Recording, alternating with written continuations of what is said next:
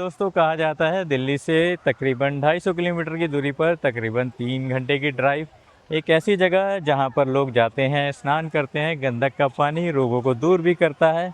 एक ऐसी ही जगह मैं इस बार आपको लेकर जाने वाला हूं। जी नहीं, बिल्कुल भी नहीं, केम्प्टी फॉल नहीं है ये जगह। अगर आपने थंबनेल देख लिया तो आप समझ गए हैं। मैं आपको लेकर आए हैं इस बार सहस्त्रधारा, जिसके बारे में कहा जाता है कि महात्मा द्रोण ने भी यहाँ पर तपस्या की थी। गंदक का जो पानी है वो यहाँ पर लोगों के रोग, चर्म रोगों को दूर करता है। तो चलकर देखते हैं कि हम कैसे यहाँ पर पहुँचे, कैसे आए यहाँ पर, कितना टाइम हमें लगा, कैसे हम यहाँ पर रुके, कहाँ कहाँ हमने रास्ते में स्टे किया, और भी सारी ऑप्शन इस जगह के बारे में बताऊँगा, शेयर करूँगा इसके इतिहास के बारे में। तो चलिए शुरू करते हैं आज के सफ़र को। तो साथियों सोचा कि चलो एक वीकेंड का ट्रिप मार कर आते हैं। तो सुबह उठे 4 बजे, हमने अपना पैक किया सामान और उसके बाद हमने थोड़ी दूर आगे जाकर अपनी गाड़ी में भराया फ्यूल, क्योंकि हमें जाना था देहरादून। तो पहले हमने कहा कि गाड़ी की टंकी फुल कर लेते हैं, और देहरादून में मैं आपको कहाँ लेकर जाने वाला हूँ आप देखेंगे आगे। तो चलिए सफ़र को बढ़ाते हैं आगे और मैं आपको दिखाता हूँ देहरादून। दोस्तों 15 मिनट चले थे हम अक्षरधाम से, और क्या देखते हैं कि आ गया है हमारा पहला टोल। ये है पहला टोल प्लाज़ा जो कि अक्षरधाम के बाद आता है, लगभग 15 मिनट के सफ़र के बाद। और जब हम जाते हैं तो क्या देखते हैं कि अभी यहाँ पर सिर्फ एक ही लाइन जो है ऑपरेशनल है। मेरे ख्याल से ये फ्री है अभी। बिना किसी रोक टोक के हम निकल गए हैं।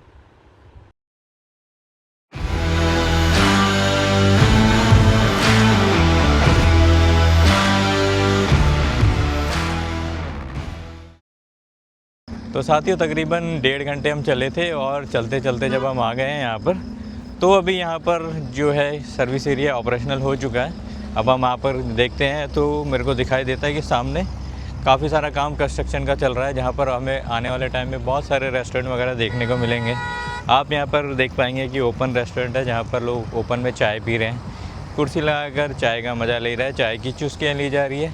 सामने आपको दिखाई देता है वॉशरूम, आप जाकर वॉशरूम भी इस्तेमाल कर सकते हैं। मैं भी होकर आया, वॉशरूम साफ़ सुथरा था, काफ़ी अच्छा था।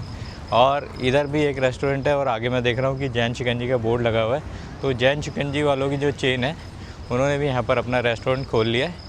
तो चलकर आगे देखते हैं कि उनका कितना ऑपरेशनल है भी या नहीं, क्योंकि मुझे लग नहीं रहा है कि शायद वो खुला होगा अभी। ये है जैन शिकंजी जो पॉपुलर चेन है, इनका एक अभी यहाँ पे छोटा सा सेटअप है। यहाँ पे अंदर बिल्कुल गया था, ये तो अभी बंद है बिल्कुल। मेरे ख्याल से 11 बजे के आसपास खुलेगा। जैन शिकंजी वाला रेस्टोरेंट तो बंद था, पर यहाँ पर ये अभी रेस्टोरेंट है जो ऑपरेशनल है। यहाँ चलकर जाते हैं और नाश्ता करेंगे, हम देखेंगे, और मैं आपको बताऊँगा यहाँ के खाने का टेस्ट वगैरह कैसा है। और थोड़ी देर में फिर हम आपसे दोबारा रूबरू होंगे। तो चलिए दोस्तों चलते हैं, और फिर आपसे थोड़ी देर में मिलते हैं नाश्ते के टाइम पर। तो सुबह के टाइम है, सुबह के बज चुके हैं 7। तो 7 बजे भी अभी आप देखिए कितनी चहल पहल है, कितनी गाड़ियाँ यहाँ पर आ चुकी है। और अभी हमने डिसाइड किया हम जाएंगे, थोड़ा नाश्ता करेंगे यहाँ पर, देखते हैं कि यहाँ पर खाने में क्या क्या ऑप्शन मौजूद है। तो अरविंद भाई साहब, क्या ऑर्डर किया है हमने? हमने किए हैं 5 आलू प्याज के पराठे, जो कि एक आलू प्याज के पराठे की रेट है 170 रुपीज़। 170 बहुत महंगा है भाई। हाँ, और हमने करी है साथ में 3 चाय। 3 चाय, चाय कितने की है? चाय है यहाँ पे 40 रुपए की। 40 रुपए की चाय, 15 रुपए वाली चाय दोस्तों यहाँ पे 40 रुपए की मिल रही है। ये इनका मेन्यू है, आप देखेंगे कि लगभग सब कुछ ही उपलब्ध है। खाने की क्वालिटी देख लेते हैं एक बार कि खाने की क्वालिटी कैसी है। तो चलिए इंतजार करते हैं नाश्ते का। सेल्फ सर्विस है, खुद ही जाके लेना पड़ता है। तो दोस्तों चाय ठीक ही रखना, ठीक है। पराठा 3 चाय साथ में दिया इन्होंने, अचार, थोड़ा सा मक्खन, काफ़ी नहीं है। वो हम गए थे सुखवीर ढाबा और वो अमरीक ढाबा पर, कितना सारा मक्खन देते हैं वो, और यहाँ इनकी क्वालिटी देखो। तो चलो जरा खाते हैं, खा के बताते हैं कि कैसा है। अभी क्योंकि नया नया चल रहा है तो बहुत महंगा दे रहे हैं, और स्वाद भी है वैसे। तो भाई साहब पैसे तो इन्होंने लिए हैं, पर आलू भी भर के दिया है। अक्सर अब मैं देखता हूँ ना, आलू खोजना पड़ता है, पर आप देखेंगे और इसमें स्टफिंग काफ़ी अच्छी की हुई है बिल्कुल। और चाय भी है, चाय चाय का भी स्वाद अच्छा है, एकदम जैसे पका हुआ है ना दूध, बिल्कुल वैसे ही। कई बार मैंने देखा है कच्ची रह जाती है चाय, जल्दबाजी में फटाफट ऐसे बना के दे देते हैं। कलर देखेंगे आप, कलर देखो चाय का, तो बिल्कुल बढ़िया, बिल्कुल। थोड़ा सा पैसे भी कम कर देते तो मुझे और ज़्यादा खुशी होती, पर नाश्ता करके भी दुख नहीं हुआ बिल्कुल भी किसी भी टाइप का। तो नाश्ता करते हैं, नाश्ता करने के बाद आगे चलेंगे। तो दोस्तों 178 किलोमीटर तकरीबन हम चल चुके हैं, और आप जब देखते हैं तो ये जो लकीर दिखाई दे रही है, ये है उत्तराखंड का बॉर्डर। ये जो लकीर है ये उत्तराखंड का बॉर्डर है, यहाँ से उत्तराखंड का बॉर्डर शुरू हो जाएगा। और थोड़ी दूर पे अब जब हम आगे बढ़ जाएंगे तो हम नेशनल पार्क में एंटर हो जाएंगे, जहाँ पर वो पहाड़ी रास्ता शुरू हो जाता है। अगर मैं मैप करके आपको दिखाऊं तो ये जो छोटा सा ये रास्ते अभी धीरे धीरे आप ये देखेंगे, रास्ते धीरे धीरे टेढ़े मेढ़े से होने लगे। तो मैप पर देखते हैं तो ऐसा लगता है कि सीधा ही रास्ता है, आगे जाएंगे तो पता चल जाएगा कि हमें कैसे पहाड़ों के बीच में से रास्ता बनाया है। राजा जी नेशनल पार्क का, नेशनल पार्क में कि अभी हम किसी दिन जाएंगे, पर आज का हमारा प्लान नेशनल पार्क का नहीं है। क्या प्लान है हमारा वो आप आगे जाके देखेंगे। तो चलिए चलते हैं। तो साथियों, अगर आप पहुंच गए इस टनल पर तो लगभग आप पहुंच ही गए हैं देहरादून। और जब हम देहरादून जाते हैं तो क्या देखते हैं, हम पहुंच गए हैं सहस्त्रधारा। सहस्त्रधारा एक ऐसी जगह जिसके बारे में कहा जाता है कि महात्मा द्रोण ने यहाँ पर तपस्या की। हजारों शाखाएं पानी की यहाँ पर बहती हुई आती है। बहुत ही अच्छा एक पिकनिक स्पॉट है जहाँ पर लोग आकर एंजॉय करते हैं, मस्ती करते हैं। यहाँ अगर आप आते हैं तो यहाँ आने के लिए आपका जो बेस्ट समय रहेगा वो रहेगा सुबह 6 बजे से लेकर शाम के 4 बजे तक। दोपहर में थोड़ी भीड़ हो जाती है, मार्केट थोड़ा तंग हो जाता है। तो अगर आप सुबह ही यहाँ पर आएंगे तो आपके लिए बेटर रहेगा, बहुत ही अच्छा रहेगा। इन तंगलियों से होते हुए जब आप जाते हैं तो आप पहुँच जाते हैं सहस्त्रधारा के बगल में, जहाँ पर अटकेलियाँ करते हुए सैलानी आपको दिखाई देते हैं। मौज मस्ती करते हुए लोग आपको नज़र आते हैं और लेते हैं लोग नहाने का पूरा मज़ा यहाँ पर आकर। देहरादून के हसीन वादियों के बीच बसा सहस्त्रधारा प्रकृति का एक अनमोल तोहफा है। सहस्त्रधारा का मतलब होता है हजार धाराएं, और यहाँ पहाड़ों से बहते हुए अनेक प्राकृतिक जल स्रोत इस जगह को खूबसूरती को और बढ़ा देते हैं। दोस्तों पीछे तो काफ़ी भीड़ थी, तो हमने सोचा कि हम जाएंगे आगे, और जो भी पहला पॉइंट या दूसरा या तीसरा पॉइंट होगा वहाँ पर जाके रुकेंगे, वहाँ नहाएंगे। क्योंकि यहाँ पे जो पानी है ना, मुझे उसकी क्वालिटी बहुत ख़राब लग रही है। आगे जाके देखते हैं, थोड़ा साफ़ पानी मिलता है तो फिर हम देखेंगे कि डुबकी मारते हैं नहीं मारते हैं। और इसके पीछे पूरा जो है मार्केट हम क्रॉस करके आ चुके हैं, और ये आप देखेंगे तो जो धाराएं बहती हुई आ रही है पीछे से आगे तक दूर तक चली जाती हैं। कैसे यहाँ की ज्योग्राफी है, तो सामने पहाड़ है, फिर यहाँ पर ये धाराएं बहती हुई आती है पीछे से जो आगे चली जाती है, और इसके दूसरी तरफ भी पहाड़ है। तो बरसात जब होती है तो यहाँ पर पानी बहुत तेज़ हो जाता है, बहुत ज़्यादा। अभी बरसात तो नहीं है तो यहाँ पानी थोड़ा कम है। तो चलिए चलते हैं आगे, देखते हैं। तो साथियों 5 घंटे का सफ़र लगभग, क्योंकि हम रिक्तो रिकाते ही आए थे। हम पहुँच गए हैं सहस्त्रधारा में। मेरे पीछे ये जो बहती हुई लहरें देख रहे हैं, जो बहती हुई शाखाएँ देख रहे हैं, ये है सहस्त्रधारा की शाखाएँ। बहुत सारी शाखाएँ यहाँ पर जाती है। बरसात में यहाँ पर पानी का लेवल काफ़ी ऊपर हो जाता है, अभी पानी का लेवल काफ़ी कम हो गया है। तो जब हम आए थे तो पीछे मार्केट में से हमने शुरू किया था। मार्केट के पास से जैसे जैसे आप जाते हैं तो वहाँ पर दोनों तरफ दुकानें मिल जाती हैं, आपको लॉकर मिल जाते हैं, जहाँ पर कि आप अपना चेंजिंग रूम इस्तेमाल कर सकते हैं। वहाँ पर अगर आप लेकर नहीं आए हैं रेंट पर स्विमिंग के लिए, नहाने के लिए वस्त्र, तो वो भी आप किराए पे ले सकते हैं। और पहाड़ों की वादियाँ देखकर बहुत अच्छा लगता है, बहुत अच्छा मनोरम दृश्य है यहाँ का। पानी अभी यहाँ पर बहुत ज़्यादा साफ़ नहीं है, तो हमने तय किया था कि हम वहाँ जहाँ पे मेन पॉइंट है वहाँ नहीं नहाएंगे, हम थोड़ा आगे जाएंगे। तो चलते चलते तकरीबन 200 मीटर हम आ चुके हैं और हम जा रहे हैं आगे। वहाँ हम थोड़ा साफ़ पानी देखेंगे और उसमें जाके नहाएंगे। तो चलिए चलते हैं, ज़रा ढूंढते हैं, और फिर मैं आपको बैकग्राउंड में भी शेयर करूँगा इस जगह के बारे में, इसके इतिहास के बारे में। चलो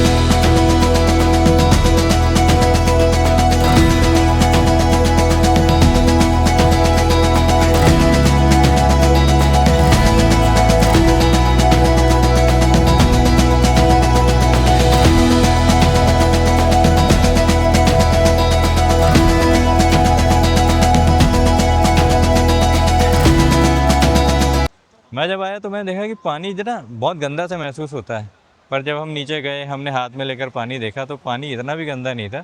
बहते हुए पानी आता है, साफ़ हो जाता है। पीछे की तरफ ज़्यादा साफ़ पानी था, पर आगे जब मैं जा रहा हूँ तो वहाँ जाके तो बिल्कुल ही मन नहीं करता है कि आप आएँ और यहाँ पर नहाएं। यहाँ पर एक अम्यूज़मेंट पार्क भी है सामने, तो थोड़ी देर वहाँ पर भी जाने की कोशिश करेंगे अगर टाइम मिलेगा कि वहाँ पर रुक पाएँ, देख पाएँ कि वहाँ पर क्या है।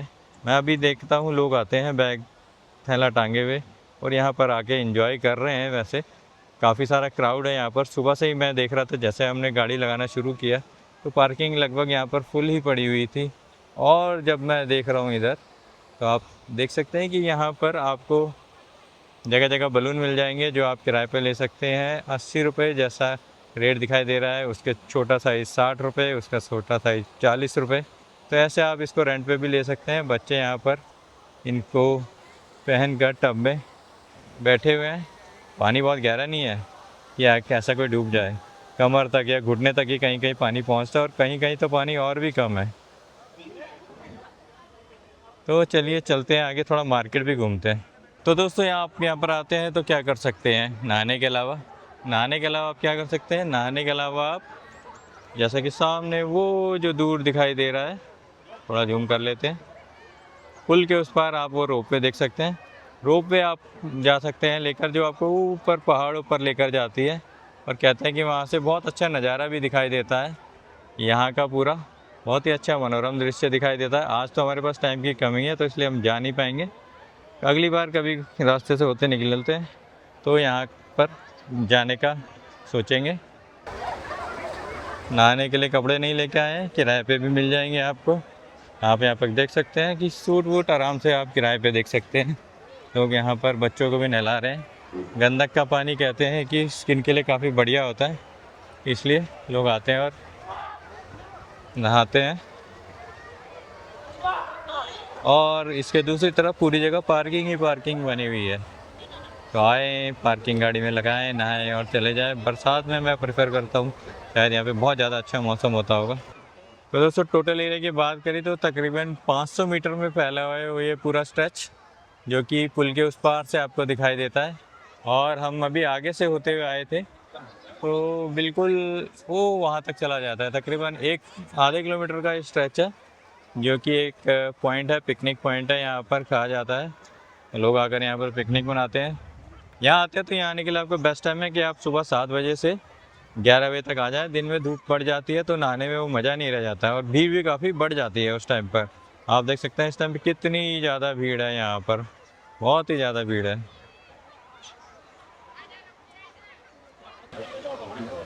ये है दोस्तों मार्केट एरिया, पूरा यहाँ से मार्केट शुरू होता है जो आगे तक जाता है। यहाँ पर आपको खाने पीने के बहुत ऑप्शन मिल जाएंगे।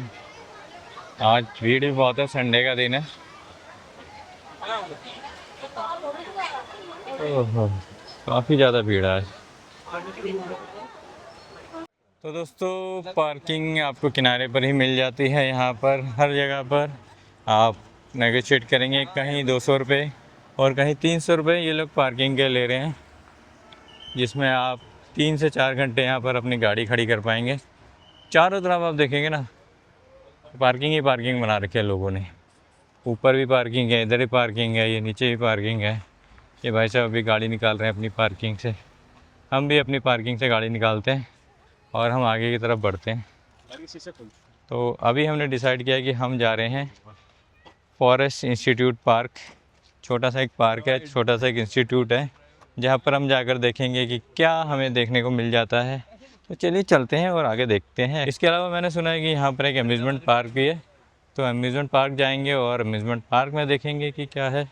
उसके बाद बढ़ेंगे हम आगे की तरफ। रोपवे एक अनदर मेजर अट्रैक्शन यहाँ का, जिसमें आपको 200 रुपये लगते हैं। आप नीचे से जाते हैं ऊपर और बहुत अच्छा व्यू देखते हैं हिल का। तो चलिए चलते हैं आगे बढ़ाते हैं सफ़र को। तो दोस्तों आप जब यहाँ पर आते हैं तो सहस्त्रधारा के अलावा यहाँ पर आप विज़िट कर सकते हैं प्राचीन शिव मंदिर भी, जैसे कि वो सामने वहाँ पर है प्राचीन शिव मंदिर। और इसके अलावा यहाँ पर एक अम्यूज़मेंट पार्क भी है, जो कि ठीक सड़क के इस तरफ है, जहाँ पर आपको कुछ अम्यूज़मेंट के साधन मिल जाएंगे। जैसे वहाँ पर आपको दिखाई देते हैं लाफिंग बुद्धा जी, जिनके घड़े से पानी निकलता हुआ आ रहा है। पहाड़ों से निकलता हुआ पानी जो आता है बहता हुआ इसी धारा में फिर दोबारा मिल जाता है। और वहाँ पर बने हुए हैं काफ़ी सारे झूले वगैरह भी, जहाँ पर जाकर बच्चे घूम सकते हैं। गर्मियों का टाइम है तो आज मैं बहुत कम भीड़ देख पा रहा हूँ, यहाँ पर ज़्यादा कोई भीड़ नहीं है। तो बाहर अंदर जाने से अच्छा है कि हमने डिसाइड किया कि हम जाते हैं दूसरा जगह। हम कहाँ जा रहे हैं ये मैं आपको थोड़ी देर में जाकर बताऊँगा। तो चलिए मिलते हैं आगे। भीड़ की बात करूँ तो बहुत ज़्यादा भीड़ है, क्राउडेड एरिया है। एक पतली सी सड़क है जहाँ पर दोनों तरफ से गाड़ियाँ आती और जाती है, और जगह जगह आपको यहाँ पे पार्किंग दिख जाएगी, जहाँ पर बाइक और गाड़ियाँ आप पार्किंग पर लगाते हैं। तो हम भी अपनी गाड़ी निकालते हैं पार्किंग से और बढ़ते हैं आगे। तो ये यहाँ का parking area, actually parking area नहीं है। पहले आपको लेनी है यहाँ पर टिकट। आप लेंगे टिकट यहाँ से फॉरेस्ट इंस्टीट्यूट की, और उसके बाद आप अंदर जाएंगे। अंदर आपको जाने दिया जाएगा। यहाँ पर ड्रोन उड़ाना भी मना है। और अगर आप यहाँ आते हैं तो कार की 150 रुपये यहाँ की भी एंट्री है, 100 रुपये और 100 रुपये की पर पर्सन यहाँ की टिकट है। चलिए हमने टिकट निकाल लिया, चलते हैं आगे। तो साथियों, मेन गेट से टिकट निकलवाने के बाद हम इस रोड से होते हुए जा रहे हैं फॉरेस्ट रिसर्च इंस्टीट्यूट देखने के लिए। और ये रोड देखकर ही दिल में उम्मीदें बन जाती हैं कि भाई कितनी अच्छी हरियाली यहाँ पर है। आगे तो हमें बहुत ही अच्छा मौसम देखने को ज़रूर मिलने वाला है, बहुत अच्छा माहौल देखने को ज़रूर मिलने वाला है। तो चलिए चलते हैं और देखते हैं कि क्या हमने देखा फॉरेस्ट रिसर्च इंस्टीट्यूट देहरादून में। तो दोस्तों, सहस्त्रधारा में डुबकियाँ लगाने के बाद अभी हम आए हैं forest institute of research centre, जहाँ पर हम देखने आए हैं इंस्टीट्यूट को। 1923 में बनी, 1923 में बननी शुरू हुई जो बिल्डिंग बनाई गई थी अंग्रेज़ों के द्वारा, हमें याद दिलाती है अंग्रेज़ों के शासनकाल की। उन्होंने कैसे यहाँ पर बिल्डिंग बनाई और कैसा यहाँ का अभी का रखरखाव है, हम चलकर देखेंगे। अभी जून के महीने में वैसे गर्मी तो बहुत है, पर यहाँ की हरियाली देती है आँखों को ठंडक। तो अगर आप भी आएँ तो एक बार ज़रूर यहाँ पर विज़िट करिएगा। मैं आपको दिखाता हूँ कि हम यहाँ पर आए तो हमने यहाँ पर क्या क्या देखा। तो चलिए शुरू करते हैं आगे के सफ़र को। आप आते हैं तो आपको यहाँ पर एक खूबसूरत लैंडस्केप दिखाई पड़ता है देखने के लिए, जहाँ पर आपकी आंखें मंत्रमुग्ध हो जाती है इस हरियाली को देखकर। और पेड़ों पर बने हुए ये पत्ते और ये फूल आपको अनायास ही अपनी तरफ खींच लेते हैं। बहुत ही सुंदर और सुकून भरा माहौल है।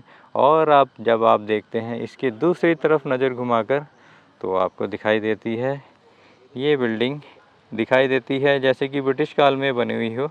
और इसकी खूबसूरती आज भी बरकरार है उसी तरह देखने के लिए। तो चलिए चलते हैं आगे, देख कर आते हैं कि हमें यहाँ पर और क्या देखने को मिलेगा। तो चलते हुए आते हैं और देखते हैं, आगे बढ़ते हुए जाते हैं। और यहाँ पे आप देखो तो जो पुरानी ईंटों के पत्थर के बने हुए हैं, ये बिल्कुल बिना प्लास्टर के अभी तक मजबूत है, काफ़ी बढ़िया है। तो साथियों, जब आप आते हैं इस इंस्टीट्यूट के अंदर तो आप देखते हैं कि ये पूरी की पूरी गैलरी बहुत ही एक अच्छी सिमेट्री लिए हुए आपस में। एक खंबा, दूसरा खंबा, फिर तीसरा खंबा। यहाँ से जो सीधी सीधी सिमेट्री आपको दिखाई देती है वो लाजवाब कर देती है, मंत्रमुग्ध कर देती है आँखों को। और यहाँ के पत्थर, यहाँ के पिलर तो आप देख ही लीजिए। पिलर ऐसे बनाए गए हैं कि ये ईंट है, फिर इसके पीछे दूसरी ईंट की दीवार है, फिर तीसरी, फिर चौथी। ऐसे यहाँ पर ये पिलरों का निर्माण किया गया पूरा का पूरा। और बीच में आप इस तरफ आएंगे तो यहाँ पर एक लॉन दिखाई देता है, जैसे मुग़लों ने यहाँ पर उनके लिए कुछ बनाया हो, सेम वैसा ही कुछ एक पार्क। और ठंडियों में आप जब देखते हैं तो आप देखेंगे कि जो उनकी खिड़कियाँ बनाई गई हैं, ऐसा लगता है कि जैसे कि जो पुराने कमरे रहे होंगे उनके, तो वहाँ पर आग जलाकर वो चिमनियों वगैरह के पीछे से उनका धुआं निकलता होगा। बीच में वहाँ पे गैलरी बनी हुई है, बिल्कुल एक ऐसा पुराना सा किले के रूप में ऐसे बनाया गया है बिल्कुल। थोड़ी देर और घूमते हैं, दूसरे साइड जाते हैं इसके। अभी हम पार्क की तरफ घूम रहे थे, अभी इसके बाद अंदर की तरफ हम आ गए, तो जाएंगे दूसरी तरफ। चारों तरफ से देखने में एक जैसा ही लग रहा है वैसे। चल, इसकी छत भी देखेंगे तो देखते हैं कि क्या बिल्कुल गोल बनाए गए हैं, ईंटों को घुमा घुमा कर एक गोल आकृति दे गई है पूरी की पूरी। लोगों के पर्दे लगे हुए हैं। तो दोस्तों चलते हैं आगे और बढ़ते हैं। तो साथियों, बिल्डिंग का स्ट्रक्चर कैसे बनाया गया है? बिल्डिंग का स्ट्रक्चर ऐसे बनाया गया है कि जैसे मेरे पीछे दूर तक वो गैलरी दिखाई देती है, तो वो जो गैलरी है बिल्कुल आगे गैलरी से गैलरी कनेक्ट होती हुई चली जाती है और दूसरे कोने में निकल जाती है कि आप देख पाएंगे। मैं थोड़ा जूम करके दिखाने की कोशिश करता हूँ। वो जो गैलरी है आप देख पा रहे हैं कि जूम करूँगा अगर मैं, तो बिल्कुल आप इसके दूसरे सिरे में पहुँच जाएंगे। जैसे कि यहाँ पर हो रहा है, आप पीछे देखिए, यहाँ पर आप सामने से देखते हैं पूरा का पूरा जो इंस्टीट्यूट दिखाई देता है। गैलरी एक आती है, फिर उसके बाद ये दूसरी गैलरी आती है, फिर उसके बाद एक तीसरी गैलरी है, फिर चौथी गैलरी है। ऐसे करके आप पूरा का पूरा जो इंस्टीट्यूट है एक ही नज़र में एक छोर से दूसरे छोर पर आराम से देख पाते हैं। और बहती हुई हवा यहाँ पर क्या ही आनंद देती है, उसका तो कहना ही क्या।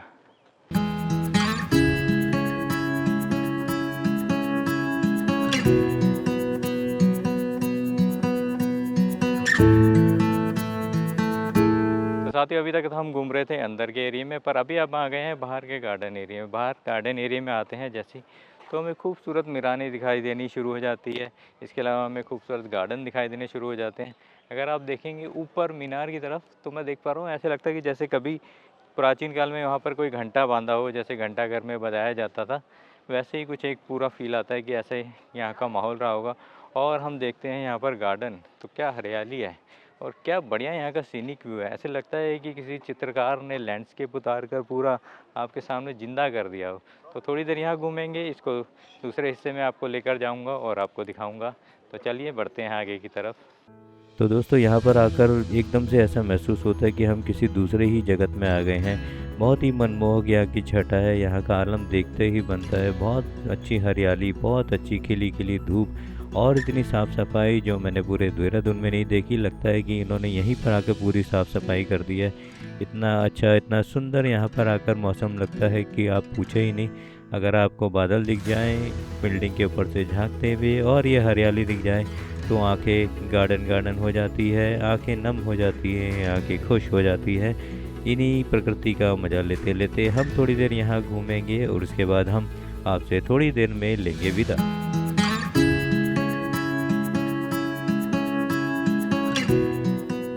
तो दोस्तों, अगर आप यहाँ पर आते हैं तो यहाँ आपको घूमने के लिए चाहिए होंगे तकरीबन 1 से 2 घंटे। और बात करें टिकट की, तो 100 रुपये पर पर्सन यहाँ पर पर पर्सन की टिकट है। अगर आप गाड़ी लेकर आते हैं तो गाड़ी की पार्किंग के लिए भी 100 रुपये यहाँ पर लिए जाते हैं। तो एक गाड़ी के 100 रुपये और उसमें जितने भी लोग हैं पर पर्सन, यहाँ पे ऐसे टिकट है। काफ़ी टाइम आप अपने पास रख सकते हैं घूमने के लिए और सीनिक व्यू जगह जगह देखने को मिल जाते हैं। ऐसे लगता है कि हम किसी पुराने ज़माने में आ गए हैं अचानक से ही, जहाँ पर हमें बहुत सारी जो बिल्डिंगें दिखाई देती हैं, भूतकालीन दिखाई देती हैं बिल्डिंगें, जैसे कि अंग्रेज़ जब आते थे। कभी पुरानी फिल्मों में दिखाया जाता है कि कैसे उनकी जेल वगैरह हुआ करती थी। ऐसा कुछ व्यू वगैरह दिखाई देता है। कुछ सचिवालय का भी फील आता है जब आप वाइट बिल्डिंग देखते हैं और यहाँ की हरियाली देखते हैं। तो ऐसे लगता है कि यहाँ पे जैसे मुग़लों ने अपना छाप छोड़ा हो। तो हर तरह का आर्किटेक्चर आपको यहाँ पर दिखाई दे जाता है। थोड़ी देर और उसके बाद हम आपसे लेंगे विदा। तो दोस्तों, इसी के साथ हम अपना वीडियो यहीं पर समाप्त करते हैं। उम्मीद है आपको ये वीडियो पसंद आया होगा। अगर आपको ये वीडियो पसंद आए तो प्लीज़ लाइक कीजिए, सब्सक्राइब कीजिए और साथ ही साथ शेयर भी कीजिए हमारे इस वीडियो को, ताकि हमें मोटिवेशन मिलता रहे इसी तरह के और वीडियो आपके साथ लेकर आते रहने का। धन्यवाद।